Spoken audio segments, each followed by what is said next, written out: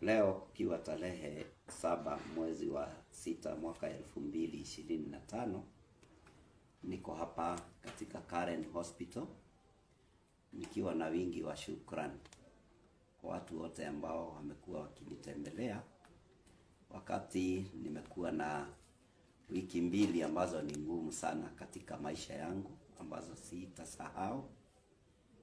Kukiwa tarehe 25 mwezi wa 5 mwaka 2025 katika kanisa la Full Gospel Churches of Kenya, niliweza kupatana na wakora nikitokea kanisani, ambapo walinifunika macho na wakaniweka dawa kwa mapua. Kisha siku ambayo ilifuata nikajipata katika shamba la kahawa. Niliweza kupata msamaria mwema ambaye ni mwana bodaboda, akaja na akaweza kujulisha familia yangu, na ndio wakaweza kuniokoa, wakanileta katika hospitali hii ambapo nimekuwa nikipata matibabu, na niko hapa nikiwa na wingi wa shukrani kwa madaktari na pia kwa watu wote ambao wamekuwa wakinitembelea hapa, wote ambao wamekuwa wakiniombea.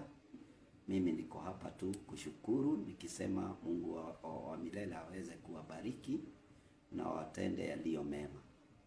Nikilaani kitendo hiki ambacho nimetendewa, nikilaani maafa yote ambayo yametendeka kupitia wahuni hao ambao wanatembea Kenya yetu. Ni janga ambalo nimelishuhudia, nikiambia Wakenya tuendelee kuombea taifa letu, tuendelee kuombea serikali letu, na pia tukiomba serikali la Kenya liangazie mambo haya, sababu wahuni wakora wameingilia na kuteka nyara watu, nikiwa mmoja wa wale wako na ushuhuda ya kwamba watu wanatekwa nyara katika taifa letu na kisha wanajipata wakiwa pahali pabaya.